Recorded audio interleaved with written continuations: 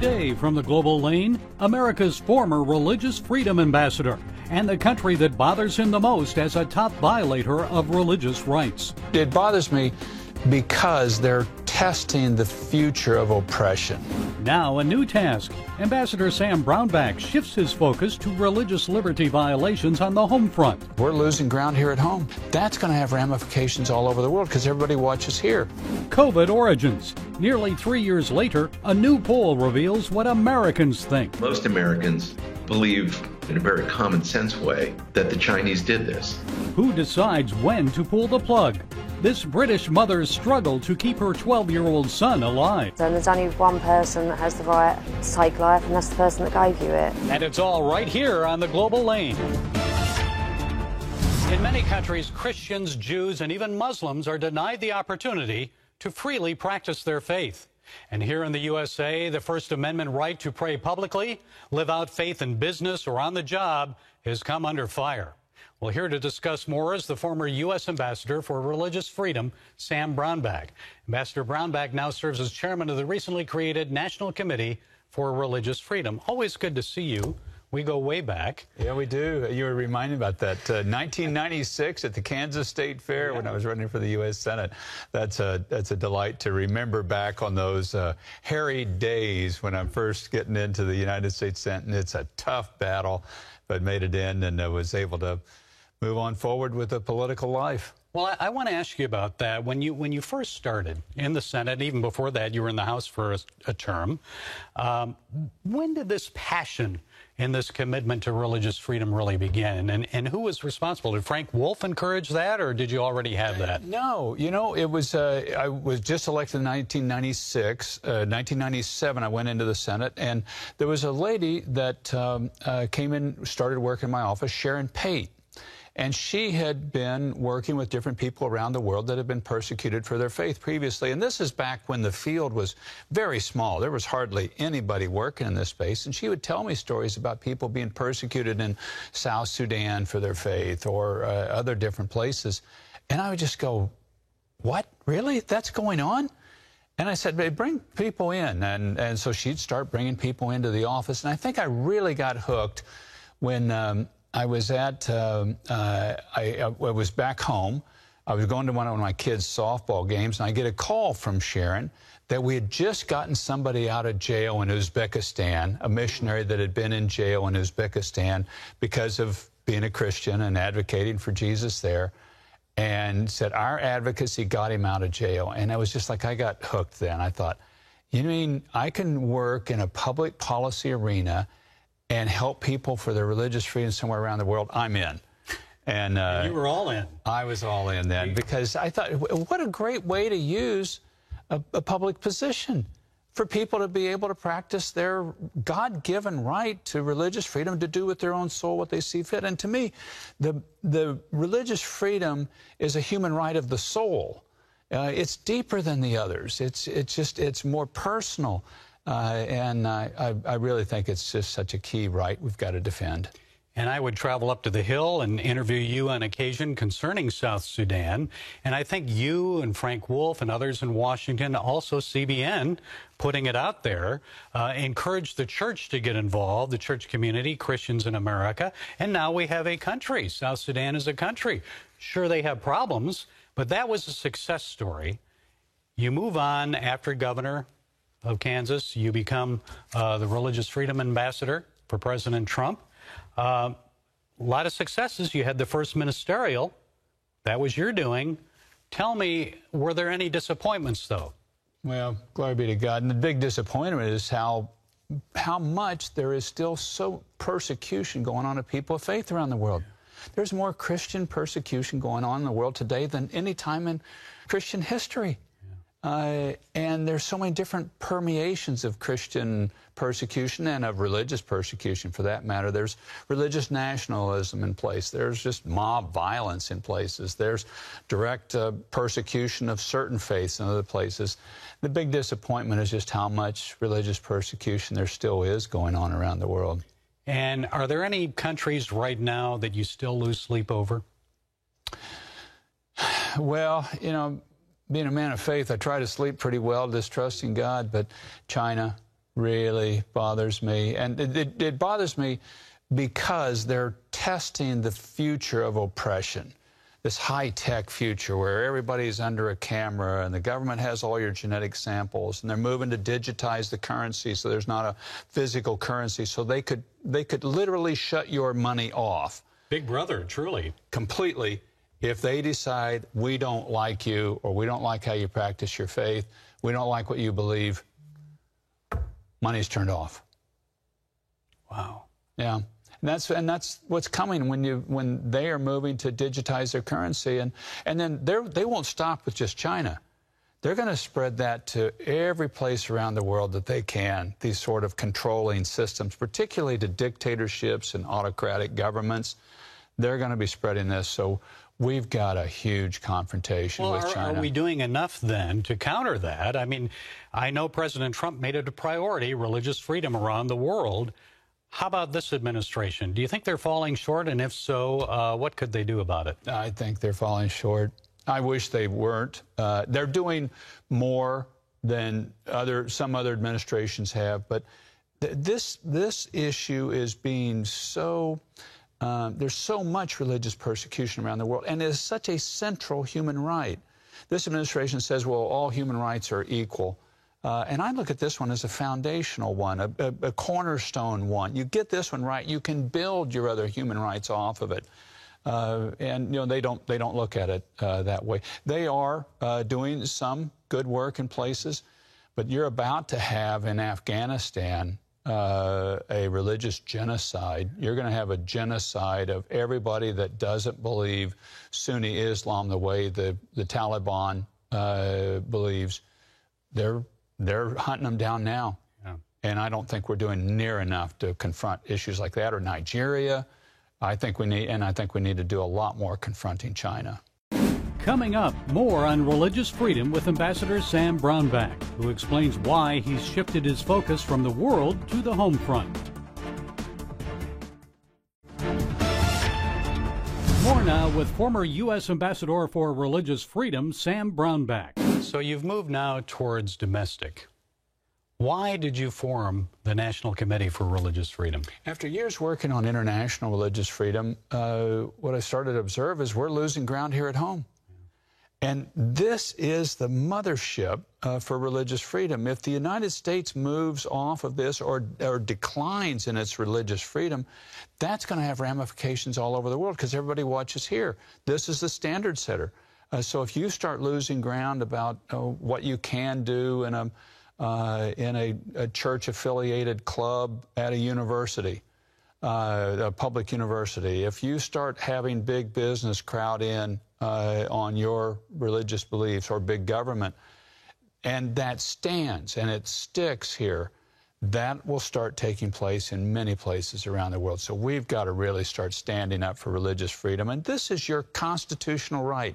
This isn't something, you know, just esoteric or unusual. This is in your First Amendment right of free exercise. You can freely practice your faith as long as you're peaceful at whatever your beliefs are in this country. And we've got to stand up and fight for it. Still, there have been many court cases. Now, the Supreme Court dealt with 3 main religious freedom cases this past term. Of course, one of the most popular was the prayer case with Joe Kennedy.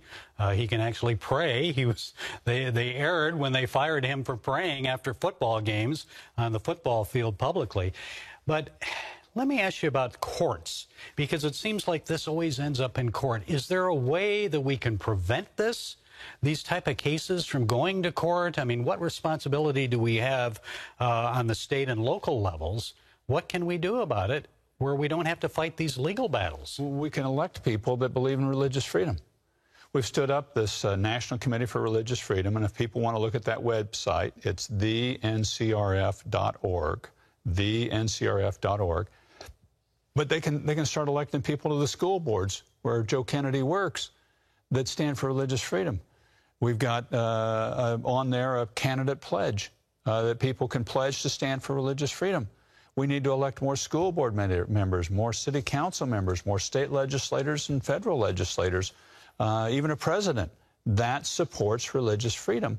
And that's what this organization is about, really, is identifying those people that are for religious freedom, opposing those that are against it on a state, local, federal basis, so we can start having people in the public space that are standing up and defending the free exercise clause. And remember, the free exercise clause, this all started in Virginia. Yeah. Religious freedom started here. We've got to defend it here. We've got to start pursuing and standing up for it more. How about getting into schools and universities and really teaching younger adults and young people the meaning of the Constitution and the rights that they actually do have and why we have those rights? Do you think we're lacking in that? Oh, completely. And it's such a beautiful right. Yeah. You know, the religious freedom allows America to become America. Because you had 13 colonies that had different religious beliefs. They had come from a continent where you killed each other off of different sectors of the Christian faith. And so they come here and they're going, well, are we going to have a Church of America? No, no, no, no, we're not going to have a Church of America, because that's where we had so much division in Europe. But you're going to have the right to freely exercise your faith. So if you want to be a Baptist, an Episcopalian, if you want to be a Jew, you want to be this, that, you can freely exercise your faith. And this beautiful right then allowed these 13 different colonies to come together as one people. And it's what allows us to have a nation of every sort of different faith in the world, is that this thing that's so deep within you, your pursuit of God, you can freely do that the way you see fit. We have Amish near my hometown, and they don't go to a school past a certain age that the state requires.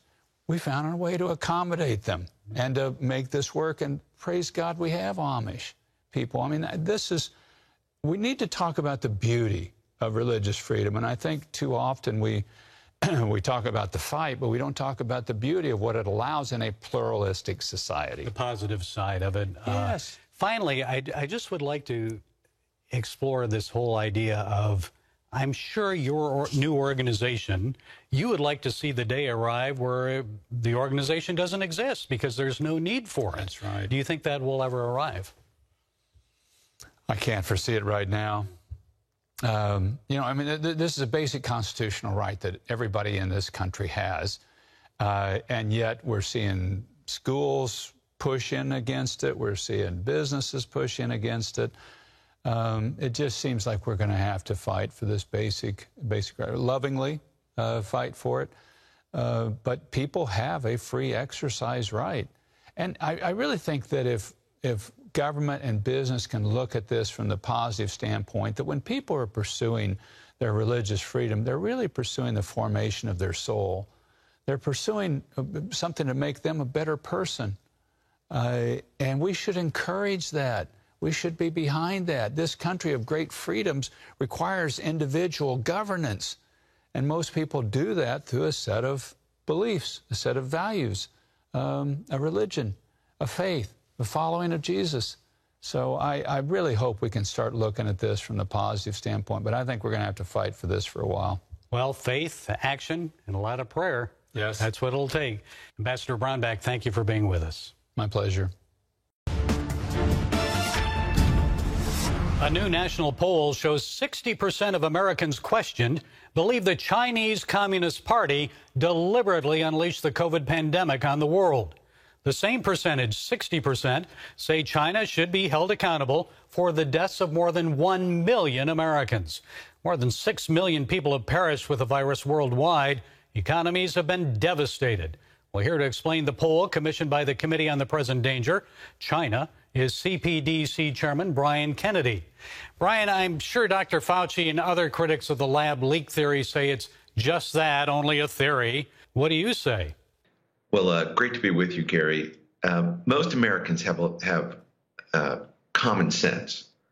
And when they hear that the virus emanated near the Wuhan Institute of Virology, most Americans put two and two together and think, well, this may not have been intentional, it may have been accidental, but it certainly came from China, and China let that virus spread from Wuhan to the rest of the world.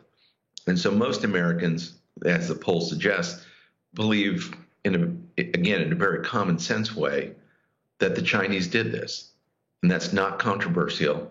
And the real shame is that there are Americans like Dr. Fauci or Pfizer or any of these big corporations, big pharma, that cover for the Chinese Communist Party. Brian, what are the chances we'll ever arrive at the truth about this? Well, in many ways, I think we have arrived at the truth about this.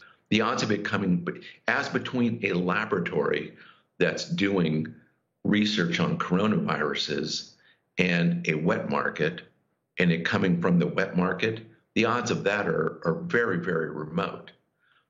Regardless, though, of whether or not it came from the laboratory or the wet market, we know definitively that knowing it was spreading throughout Hubei province in China, we know for an absolute fact that the Chinese closed down Hubei province so that it would not spread from Hubei province through the rest of China.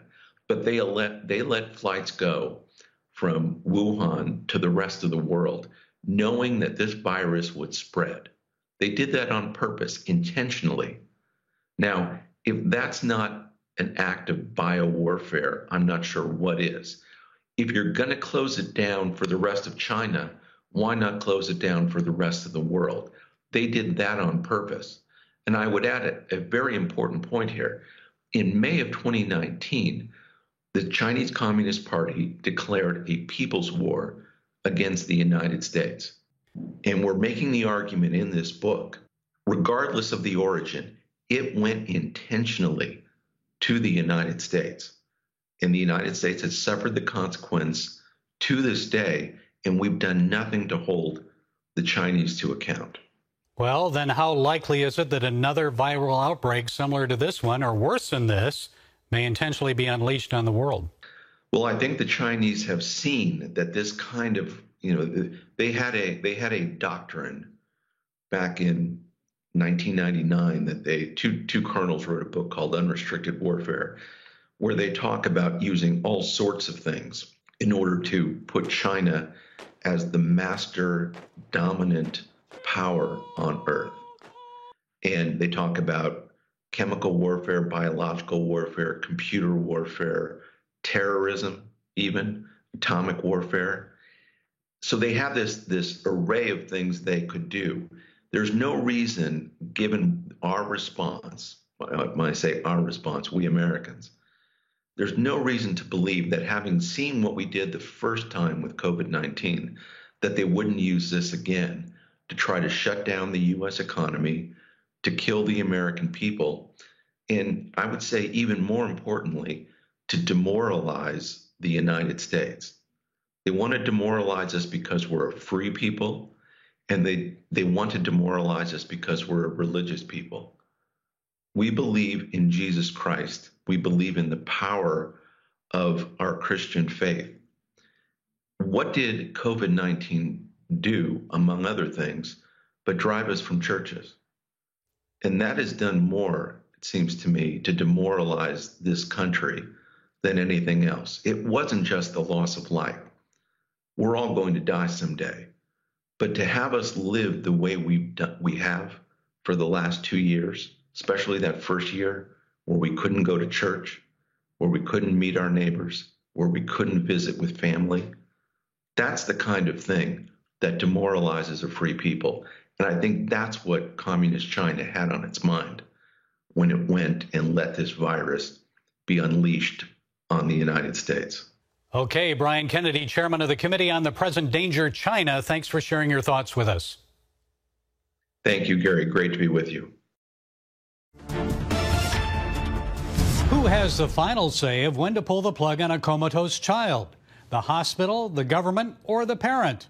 In the United Kingdom, it's the government. Government officials and courts there have made a life and death decision, ruling that 12-year-old Archie Battersby must be taken off of life support. Doctors say he's not brain dead.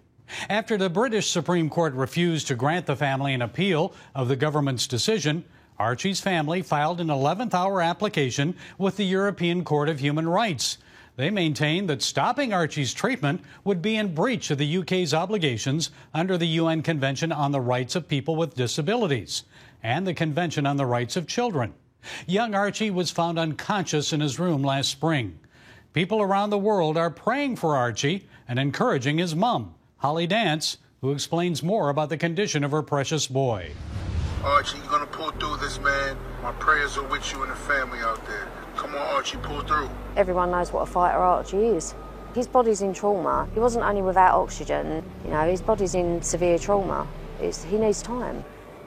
He's eating, he's weeing, going to the toilet. You know, if he was dead, you can't feed a corpse, can you? He's still healing.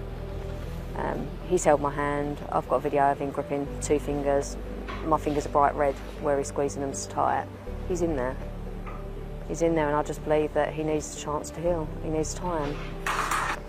This is obviously him now. Obviously, I'm aware it's a brain injury, and I'm aware of what could potentially be the outcome of that brain injury. I am very realistic, but I also think he deserves a fighting chance. I will not give up on my child. I won't give up on any of my children. As far as I'm concerned, there's only one person that has the right to take life, and that's the person that gave you it. You know, and it's God. It's not a doctor.